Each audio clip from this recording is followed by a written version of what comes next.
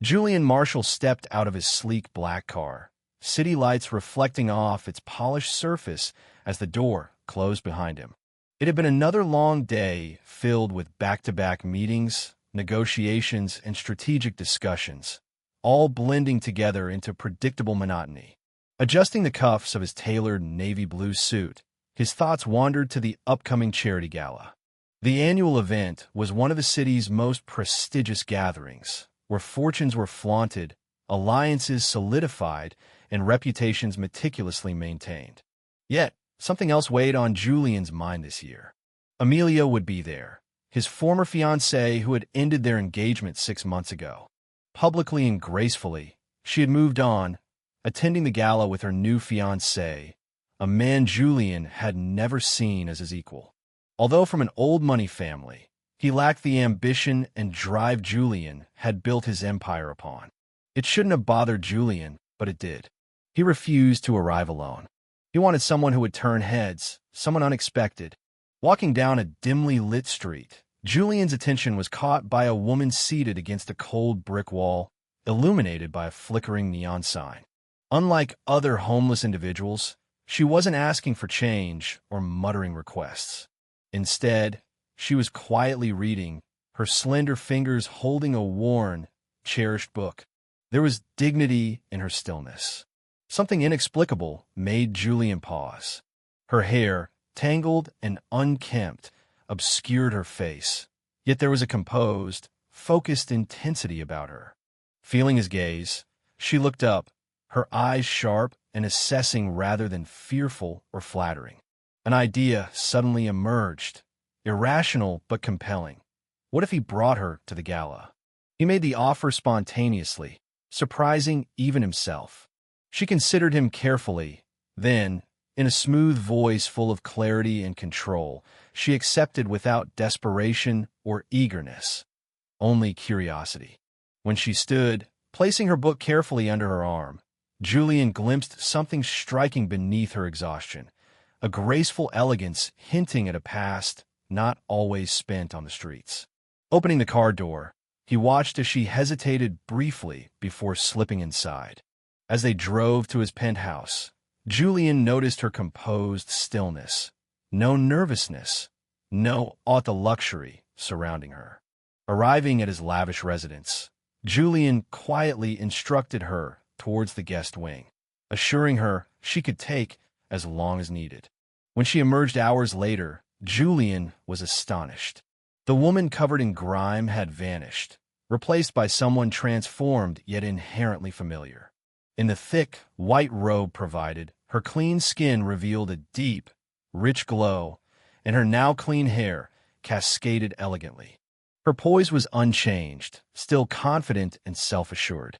Julian realized he'd underestimated her.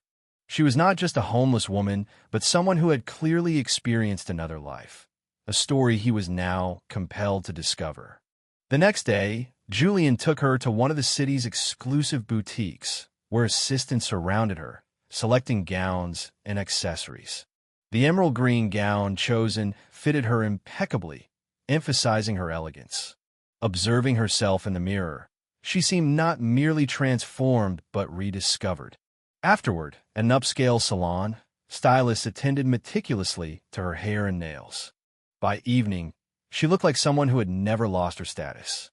Standing on his balcony, overlooking the city, Julian gently questioned her about her past. Taking a slow sip of wine, she revealed her truth.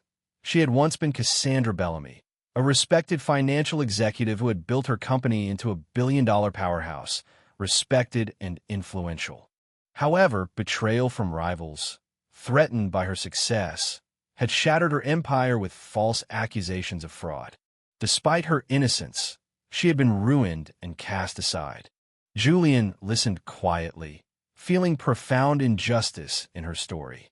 What began as a whimsical gesture had become deeply personal, moving beyond merely impressing others. When the gala evening arrived, the ballroom glittered beneath sparkling chandeliers, filled with the city's elite. As Julian walked in confidently beside Cassandra, every eye in the room turned toward them. In her emerald gown, Cassandra moved gracefully, commanding attention with an inherent power and dignity.